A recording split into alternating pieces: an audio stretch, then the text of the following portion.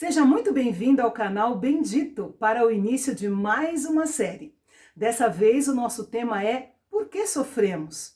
E este é o primeiro de uma série de 3 estudos, todos baseados no livro de Jó, que com certeza irá influenciar, mudar e ensinar o seu coração que o sofrimento, com base no que a Bíblia diz, se torna suportável quando nós olhamos a vida do ponto de vista de Deus. Preparados? Então, vamos juntos iniciar a nossa jornada pelo livro de Jó.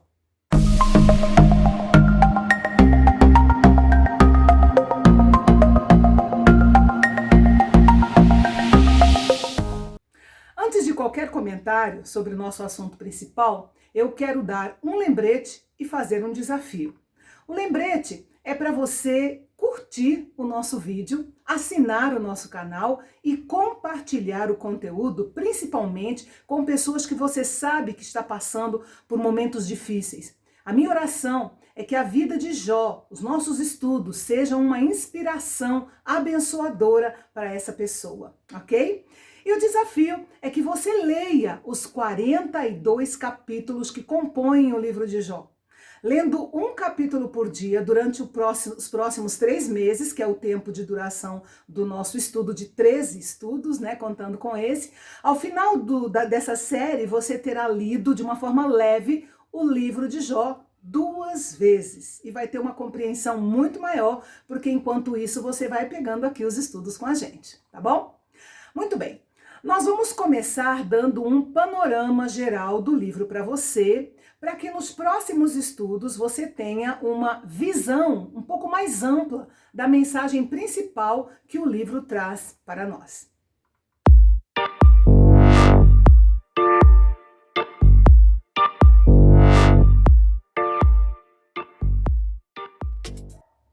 Muito bem, o livro de Jó faz parte de 5 unidades literárias conhecidas como livros poéticos. Ele está ao lado de Salmos, Provérbios, Eclesiastes, Cantares de Salomão.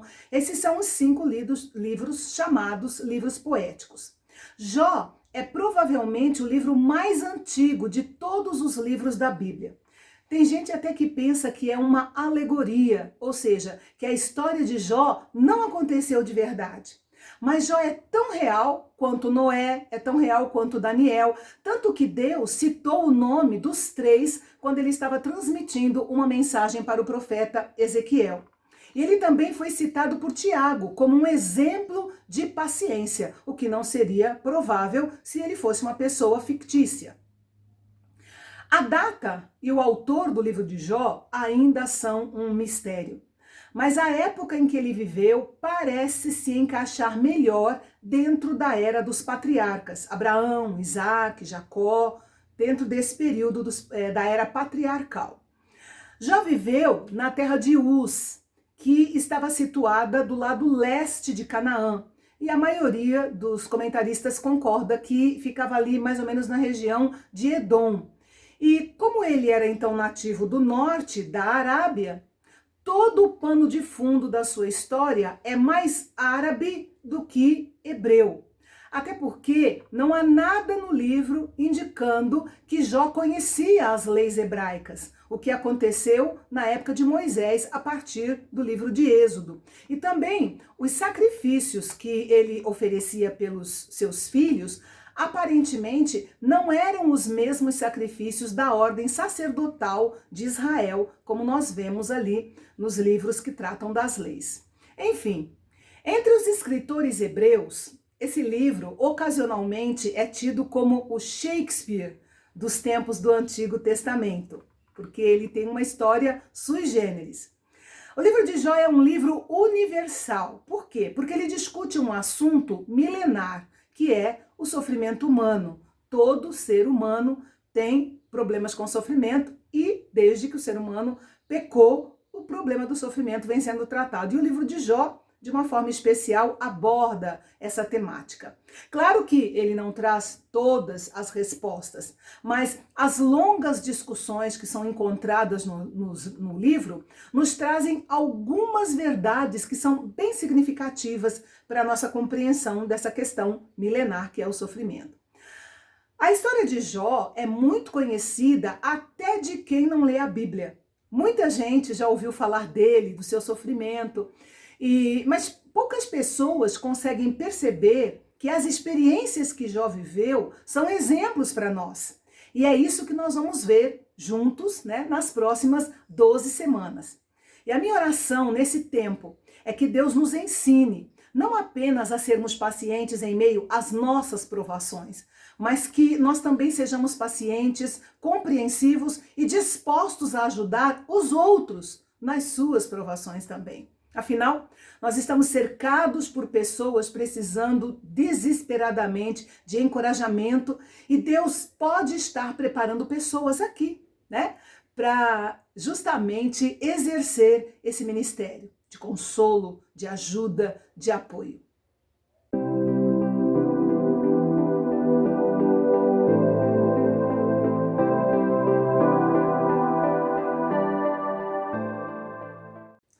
Jó é um livro diferenciado porque é o único livro da Bíblia que aborda o problema do mal, filosofando sobre dois questionamentos principais que são: por que os homens sofrem? E o outro é: por que eles sofrem como sofrem? Por isso, nós precisamos considerar que há duas formas de sofrimento.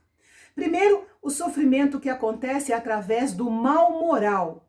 O mal moral é aquela desumanidade ou a maldade que uma pessoa faz contra o seu próximo. Isso é um tipo de mal que a gente chama de mal moral. E o segundo é o mal ou o sofrimento que vem através do mal natural. O que seria o mal natural? São doenças, incêndios, inundações, terremotos e até a própria morte, que é resultado do pecado original, é um mal que todos nós enfrentamos ou enfrentaremos pessoalmente mais cedo ou mais tarde, se Jesus não voltar.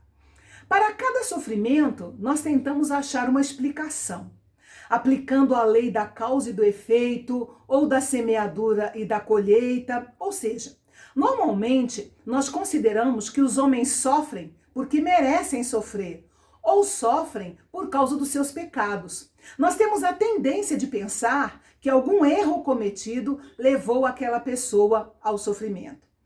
Essa ideia, em termos gerais, não está errada, porque ela realmente justifica muitos casos de sofrimento.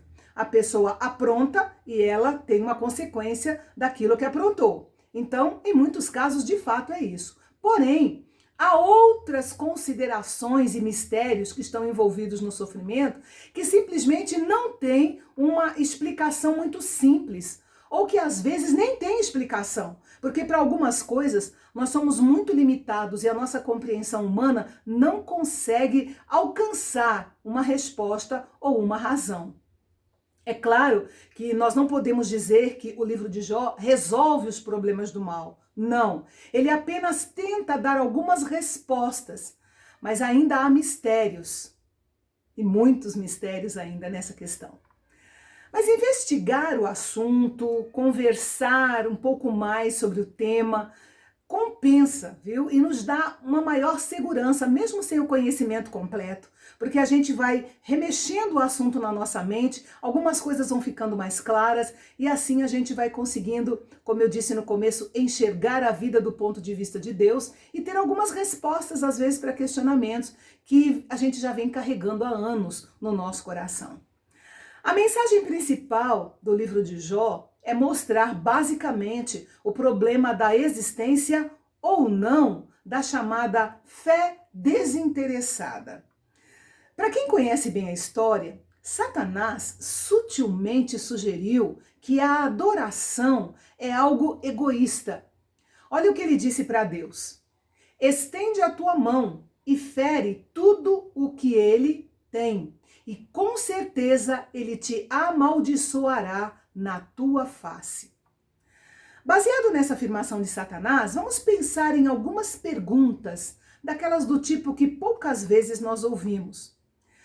Será que o homem serviria e adoraria a Deus se as coisas saíssem erradas e se as suas orações não fossem respondidas?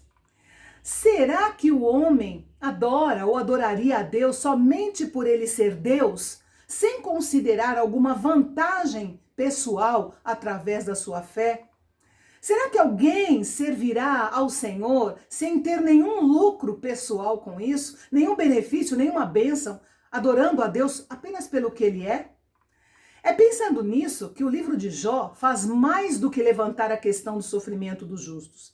Ele aproveita e fala sobre essa fala sugestiva de Satanás e também trata da motivação para uma vida piedosa. O que é que leva uma pessoa de fato a adorar a Deus? São os bens que ela tem? São as bênçãos que ela recebe? É a saúde que ela tem? Ou simplesmente ela é uma apaixonada por Deus e por isso ela o adora? É essa abordagem que nós vamos ver aí ao longo do estudo do livro de Jó. Mas uma coisa nós já podemos adiantar. Jesus nos apresentou Deus como um pai muito amoroso. Ora, um filho tem o direito de pedir tudo o que precisa ao seu pai. Por isso, não existe algo como fé desinteressada, porque o nosso relacionamento com Deus é entre filho e pai. É claro que existem pessoas espiritualmente egoístas e que acabam abusando e trocando tudo, mas esse não é o quadro geral. Na história de Jó, nós vemos Deus cuidando dele com tanto empenho que ele acabou se revelando pessoalmente a Jó e compartilhou com ele a visão das suas responsabilidades em todo o universo. Um Deus que confessa o seu extremo cuidado com o homem é um Deus que está também profundamente envolvido no destino humano. Deus não é uma força passiva, ele é um pai amoroso. Ele é o criador, mas também está presente para intervir nos negócios do homem. Ele recompensa, pune e guia. E os homens são moralmente responsáveis diante de Deus. Ele não está isento das suas responsabilidades. E Deus, obviamente, cumpre também o seu papel, sendo um Deus amoroso que guia, pune e está presente em todo o tempo.